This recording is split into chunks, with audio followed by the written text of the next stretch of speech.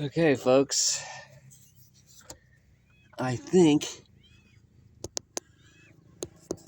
I've got it. There should be a little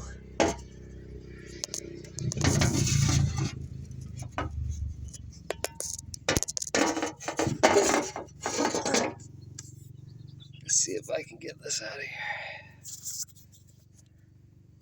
Okay, there we go. Now, if there should be a little tiny piece that sticks up and goes through those little two notches right there. If I've got it lined up in those little two notches where the bracket comes off the motor, then I've got it lined up properly and the engine mount is actually in there. Right on.